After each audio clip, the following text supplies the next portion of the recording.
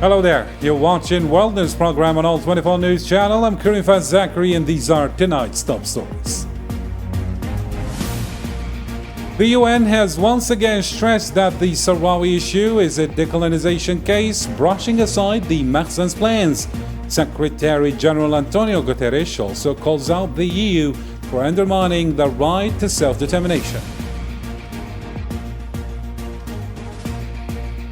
Also in our news, Morocco's economic troubles are piling up with a growing budget deficit. In Casablanca, crowds are rallying against normalization, while anger grows over Zionist armed ships docking in Tangier.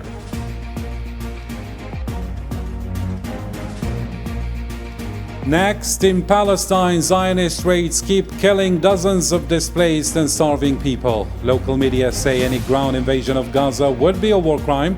And around the world, protests continue backing Gaza and denouncing genocide and starvation.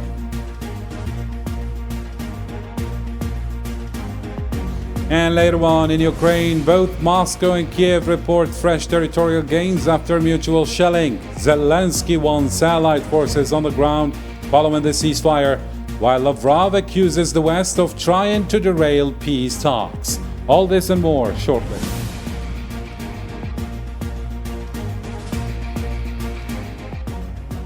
Well, hello again and welcome back to the program. First in our news, the UN has once again reaffirmed the facts on Western Sahara. In his latest report, Secretary General Antonio Guterres clarified that the Sahrawi issue remains a decolonization case on the UN's agenda. That undercuts Morocco's attempts to push its own plan as a done deal. Guterres stressed that the only path forward is the right of the Sahrawi people to decide their own future through self-determination.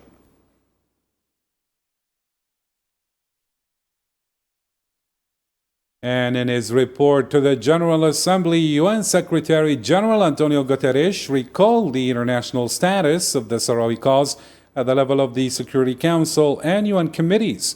Guterres renewed his call for the Sahrawi people to exercise their right to self-determination, stressing the need for a fair, lasting, and acceptable political solution, one that guarantees a referendum on independence from Moroccan occupation. Immediately a ceasefire.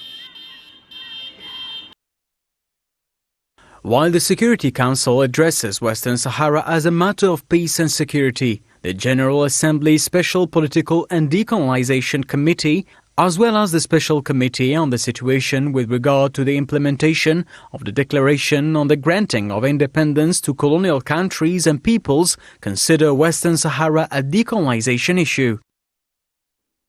Guterres also accused the European Union of violating that principle by signing illegal trade deals with Morocco that include occupied Sahrawi territories. Let's take a listen.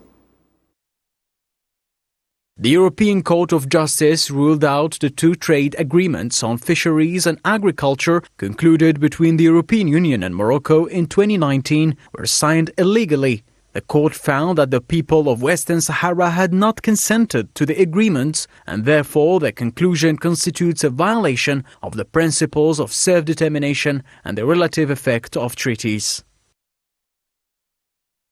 Morocco's economy is under growing strain. The Ministry of Economy and Finance has admitted the country's budget deficit hit a record high, over $6 billion in just the first half of this year. That's more than a 20% jump compared to the same period last year, signaling deeper financial troubles for the kingdom.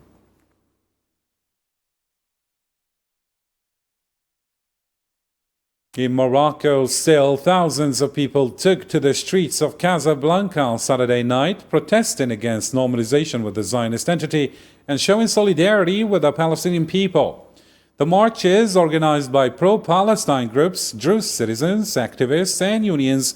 Demonstrators voiced anger at what they called Morocco's shameful alliances with the Zionist entity, as Gaza continues to endure deadly massacres and famine.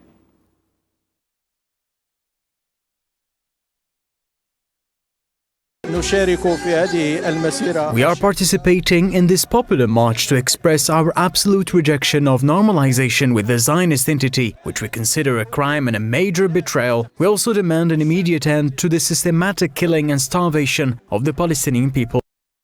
Similarly, hundreds joined a night march on Saturday to denounce the docking of cargo ships loaded with weapons for the Zionist entity. Protesters warned those arms would be used in the slaughter of Palestinians. They chanted for Morocco's liberation from Zionist influence over political decisions, accusing the Makhzan of betrayal by pushing normalization and letting such ships dock despite mounting public outrage.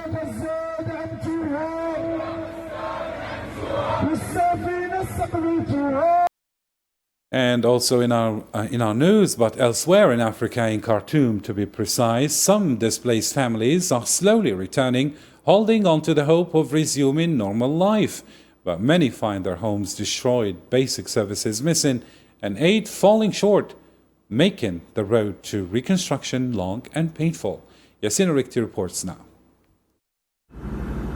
After months of forced exile, Sudanese families are returning to Khartoum. Despite the devastation and the scars of war, the will to rebuild is stronger than fear. The capital no longer resembles its past. Destroyed neighborhoods, abandoned houses, and paralyzed infrastructure. Yet for those who come back, the priority is to secure land, reclaim shelter, and relearn how to live again, even without memories. We lost precious possessions that we had for a long time. We lost many things, items we had hidden under the floorboards of our house and discovered were stolen. They left us nothing, except what we wear, wash and wear again. We lost many of our precious memories. Hardship begins immediately. Families face shortages of water, electricity and sanitation. Many displaced people return to goated homes where only charred walls remain standing. Window frames are empty and paint peels from back-end surfaces.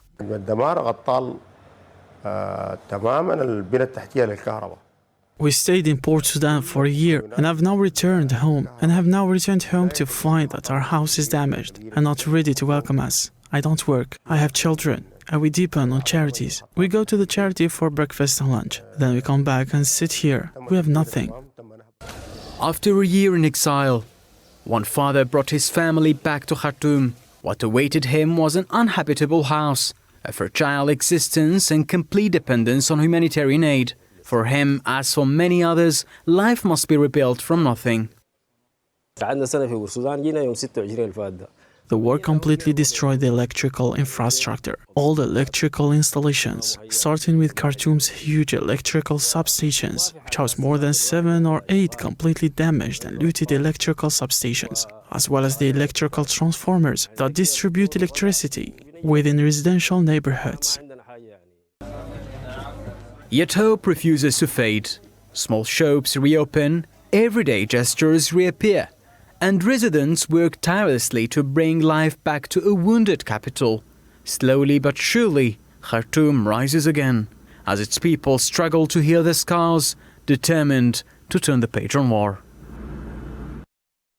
Moving on now to the Palestinian file. In Gaza, at least 28 Palestinians were killed in Zionist airstrikes on Sunday morning. Bombings hit several neighborhoods in Gaza City, Khan Yunis and Deir al-Bala, targeting homes and even displaced families. The Palestinian Ministry of Health says hospitals received the bodies of 64 people and more than 270 wounded in just 24 hours. Since the start of the genocidal war, the death toll has climbed to over 62,600, with nearly 158,000 wounded, a staggering toll of a war of extermination.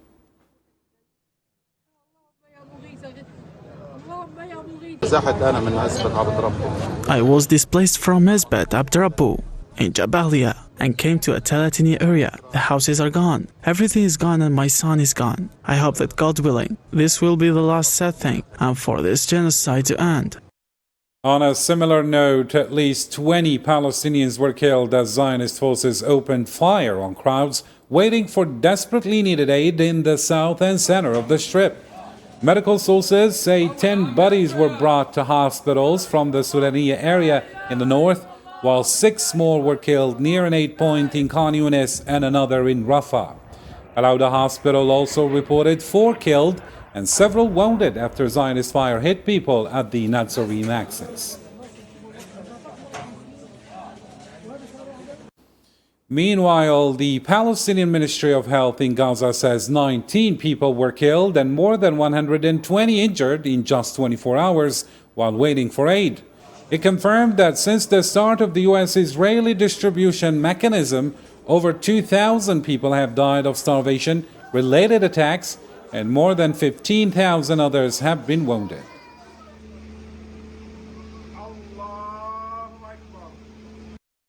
And in Gaza, the health ministry says 8 people, including a child, have died of starvation in the past 24 hours. That brings the death toll from the occupation-starvation war to 289, among them 115 children. Hospital sources in the north and south also reported the deaths of 2 infants on Sunday, underscoring the growing humanitarian catastrophe in the Strip.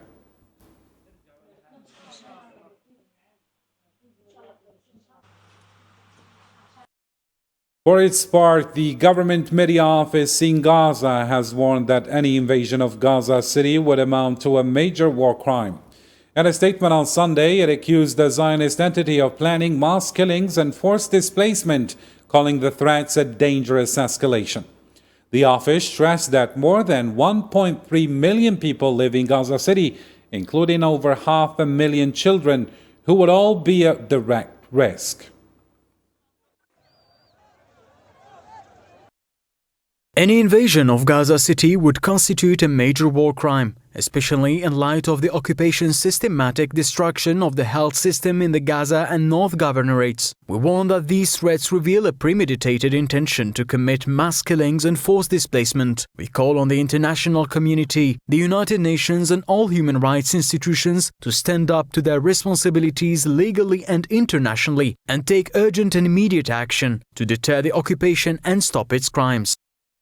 And in development, the world's top food security authority has confirmed famine in parts of Gaza for the first time and warns the crisis is spreading. The integrated food security phase classification says hunger is now at catastrophic levels. Doctors on the ground report rising cases of malnutrition, with the sick, the injured, and especially children among the most vulnerable. More details with Zahra Farjani now. With sunken cheeks and skin stretched tightly over his ribs, Karam Akume has been lying in Gaza City Shifa Hospital for a week. His intestines were badly damaged after he was beaten by Zionist forces while searching for flour. He's one of 20 patients at the Shifa Hospital suffering from abdominal injuries and the growing impact of starvation. We need total parental nutrition, nutrients administered intravenously. For Karam, who is injured, I searched for nutritional supplements in all the hospitals of Gaza, but I couldn't find any. My son used to weigh 62 kilos and today he weighs only 35 kilos. Ayas Bete, 15, was wounded in an airstrike and her recovery has been slow. Weak from hunger, she has lost more than a third of her body weight. My daughter used to weigh 47 kilos, but because of malnutrition, food shortages and high prices in this city, her weight has dropped to around 28 or 29 kilos. Malnutrition has been the main reason for the failure of many operations, the deterioration of their health, and their inability to recover. Doctors and residents warn that outside the hospital, the situation is just as dire. The Zionist occupation is using starvation as a weapon of war, leaving a devastated population with little chance of survival. There is no source of protein. Only plant proteins from legumes, meat and chicken are absent, as well as dairy products and fruits. Across Gaza City, displaced families move from place to place in search of food. Women and children are victims of a genocidal war that has already claimed more than 62,000 lives. And in global reaction to the atrocities unfolding in Palestine, dozens of protesters hit the streets of Dakar on Sunday, demanding an end to the war in Gaza and urging Senegal's government to cut ties with the Zionist entity. And it wasn't just Africa. Across Australia, thousands turned out for pro-Palestinian rallies. Organizers say more than 40 demonstrations were held nationwide, drawing huge crowds in Sydney, Brisbane, and Melbourne. Meanwhile, several European cities, from Copenhagen to Athens, Malmo to Milan, also saw massive marches. Demonstrators called for an end to a war of starvation in Gaza and pushed for urgent humanitarian aid to reach civilians trapped inside the enclave. When people are occupied, when people I would say today it is the Palestinians. Who tomorrow? Because if today we function at the international level, according to the rule of law, which protects everyone, if today this rule of law no longer exists, it's no man's land, it's the law of the strongest. So every citizen, every human being must stand up and also tell the authorities that the world has an order, because there is an order, and if this order becomes disorderly, it will no longer allow humans to live in peace. We expected to be a big and huge rally, but today is more than we expected, which is important. This strong message that Australian people will not accept this genocide and starvation in Gaza, and we want Australian government to take practical step to join other countries to end this genocide. Australians are horrified that we are selling weapons components to the Israeli government. It's got to stop. And I'm excited at the sheer numbers of votes turning out right around the country. The voice of Australians is really clear. We want peace, we want sanctions on the Israeli government, we want the aid to get through, and we want those weapons components and that two-way arms trade with Israel to stop. Likewise, Malaysian Prime Minister Anwar Ibrahim on Sunday announced an additional $23.6 million in aid for Gaza as more than 10,000 people gathered in the capital in a show of solidarity with Palestinians. Speaking at the Solidarity rally, Anwar denounced occupation Prime Minister Benjamin Netanyahu and his group as deranged and cruel.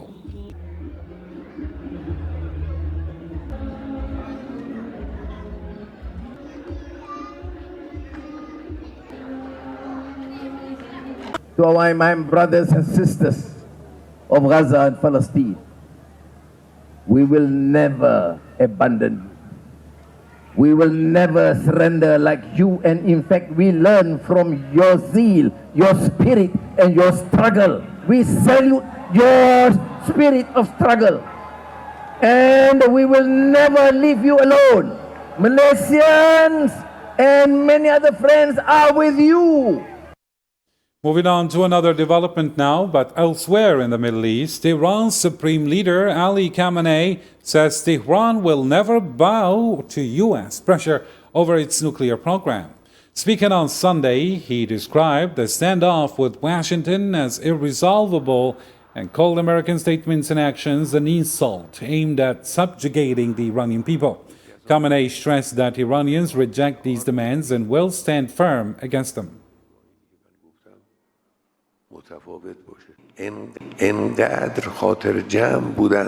This issue cannot be resolved in this way, as they want Iran to submit to the United States. The Iranian nation is deeply offended by such a proposal and will stand with all its might against those who harbor these false expectations. What is required of it is to stop chanting slogans against the United States and engage in direct negotiations with it. But these people only see superficial aspects. This issue cannot be resolved with such methods. To another topical development now, Russia's defense ministry says its forces have captured a new town in eastern Ukraine's Dnipro region. In a statement on Sunday, the ministry announced control of the town of Velia, claiming Ukrainian troops suffered heavy losses in the battle. The announcement comes as fighting continues to grind on across the front lines.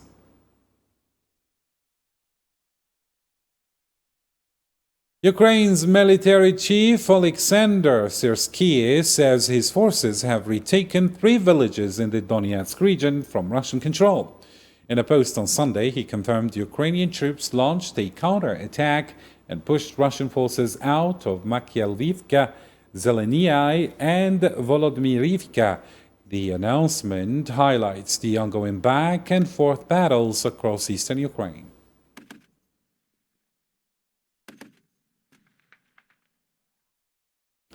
For his part, Ukrainian President Volodymyr Zelensky has called for allied forces to be deployed in Ukraine once the war with Russia ends. Speaking in Kiev on Sunday alongside Canadian Prime Minister Mark Carney, Zelensky said such a move is key as Ukraine seeks stronger security guarantees from its Western partners. Завжди підтримували дружбу між Україною і Угорщиною. It is too early to talk about deploying troops on the ground. First, the infrastructure must be prepared, with the Ukrainian army playing a key role, strengthening our military, boosting domestic production, and securing financial resources must all be part of the security guarantees. On a related note, Canadian Prime Minister Mark Carney has announced nearly $1 billion in urgent military aid for Ukraine. Speaking in Kiev alongside President Volodymyr Zelensky, Carney said the funds are part of a larger $2 billion pledge, with this emergency package set to boost production of attack drones, ammunition, and armored vehicles, expected to arrive next month.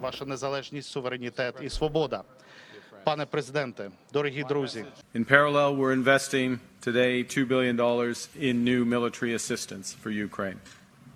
$800 million of this will help strengthen Ukraine's arsenal for the most urgently needed defense equipment, drones, ammunition, armored vehicles.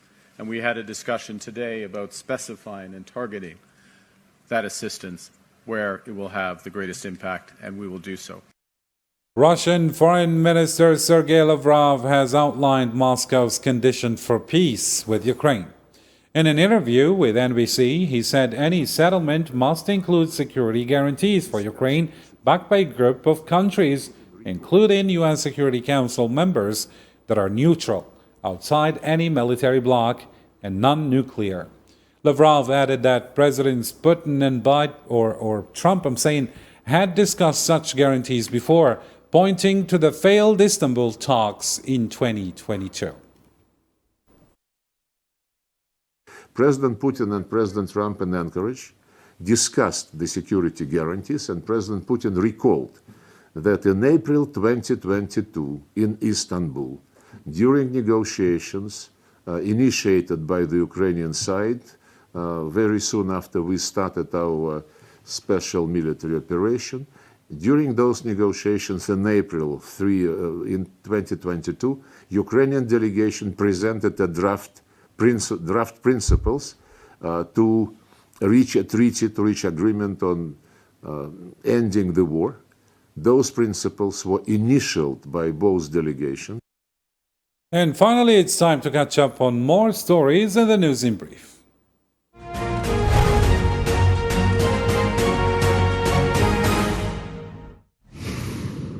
The Sudanese army repelled 4 rapid support forces attacks on al-Fashir, launching drone strikes that caused heavy losses, military sources said. Meanwhile, 8 new cholera deaths and 242 infections were reported in Darfur camps, bringing the total to 330 deaths and 7,780 cases. For his part, spokesman Adam Rajal warned of rapid spread, severe medical shortages, and described the situation as a humanitarian disaster.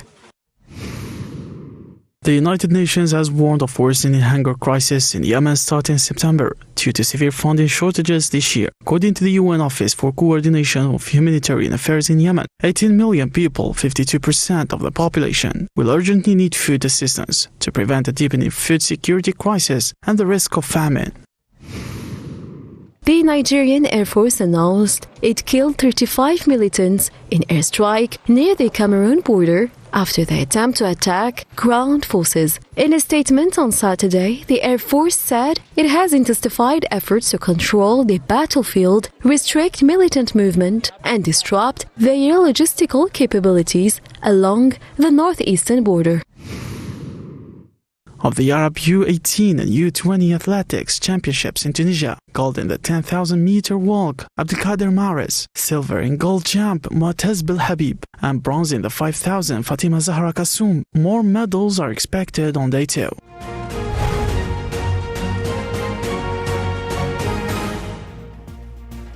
And with this, we reach a close. For more updates, you can always check our social media platforms as well as our website. Thank you for watching and take care for now.